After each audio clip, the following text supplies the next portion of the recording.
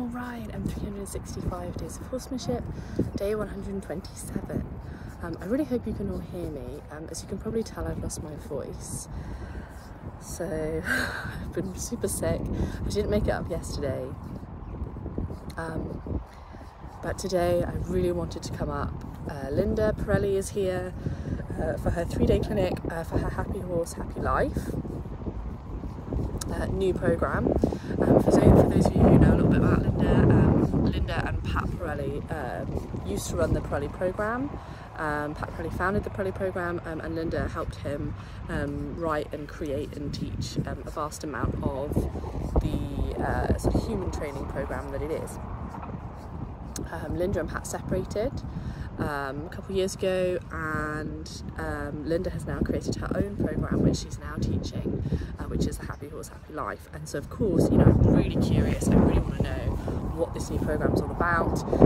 I'm also really interested, I'm sort of looking for, you know, I'm doing all this work in the sort of passive and supportive spectrums with Elsa, but I'm also, you know, I'm looking for ways to improve my dominant leadership as well, because, you know, life doesn't happen in a vacuum, and ultimately going to therapy is great, but sometimes we just kind of need to have some fun, and I definitely think for me that's where sometimes the dominant training can really create a space where both you and the horse can feel safe to have fun, because I think that, you know, with the human as a trusted leader, I think the horse can have probably even more fun than they might feel comfortable doing in a natural environment, because they know that, you know, that human's looking after them, and this interesting, exciting, fun workout that gives them all these happy chemicals is possible.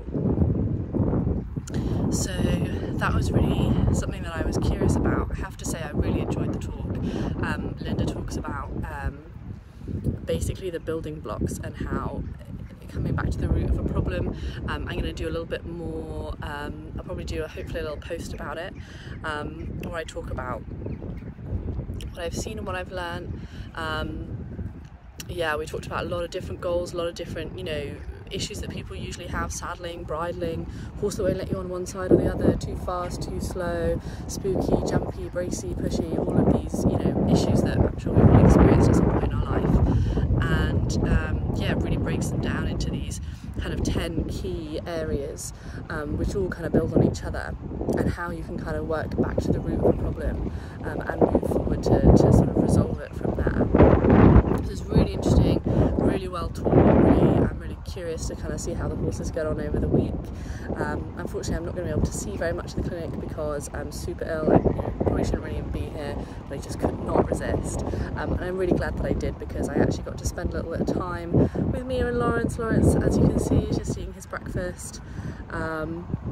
And yeah, I got to go spend some time with Mia, which was super nice, super nice. I think this is maybe the 3rd or 4th session in a row where she's come to find me for scratches, which is great. I mean, don't get me wrong, you know, I don't want to stay scratch machine forever, but it's really amazing to see that compared to, you know, hours and hours of just zero interest at all.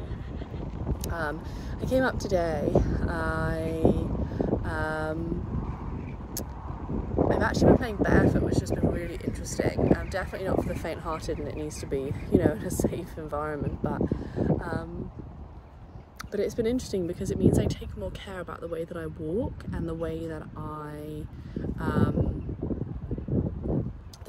use my body, and I'm more careful about my movements. And I think that's a great sort of example to be setting for her as a leader, because I'm sort of really in this space of thinking about a passive leader as somebody who is making good choices for themselves, who's being the kind of leader that the horse would want, and somebody the horse could look up to. And I'm thinking, who's Mia going to look up to? Who's Mia going to look up to and be like, wow, I want to be like you know, like you do when you're a kid, right? And so for me, I'm thinking, well, if I was Mia, I'd be looking up to somebody who is calm, poised, who's using their body really well, and who's aware of all of the things I'm concerned about, and who is ready to assist, I guess. Who's not worried or bothered or irritated by anything. And I don't have the answers to all of those questions, but what I do have the answers to is how to use my body a little bit better, because that's something that ultimately only I can have control over. and you know, ultimately that starts now. You know, every day I just try my best to use my body as best as I can that day, and being barefoot at the moment is part of that journey, and I'm really enjoying that. So I was kind of just walking around, and there's some stuff going on in the next field. Some a builder was in there taking down a field shelter, and there's some other horses in there, and Mia and Moondust were sleeping under a tree, and I could see from the way they were sleeping, they'd positioned themselves so that one of them was looking one way and one of them was looking the other way, and no one was really looking at this herd, and there's a lot of banging and things going on. And so I thought, well, I'm going to position myself here, and when Mia looked up at me and, you know, changed focus from her nap, I chose that moment to stop and then look out and just watch the herd. Basically, you know, I was trying not to look at her too much, just watching the herd, really watching what was going on. And after some time, it seemed like that really made her feel comfortable, and she started walking towards me, and I was able to walk towards her. We had a nice little itch, and I sort of played the itching game where I tried to not leave it until either of us got comfortable, and definitely it's more me getting uncomfortable than her, because she would then I would itch her a little bit, I would scratch like somewhere on her face, and then she'd start getting pushy, and then just as she's about to get pushy, as soon as I think I have noticed, and you know, the first possible moment I think I've noticed that I want to leave, and then leaving, I'm taking a small circle and I'm coming back. So that was going really well. I did that a few times, then she walked off, and I was trying really hard not to try to chase her, which was tricky because of the way she was walking, but I was doing my best just to kind of not be in harmony with her, or not be walking in the same direction, just be changing my position or walking in a slightly different angle, and I was thinking, yeah, you know, I think I'm kind of getting ready to leave, I'll just wait for like the next focus change and then I'll leave on that. And just as I was getting close to the fence, I sort of came and crossed past her, and she walked back towards me again.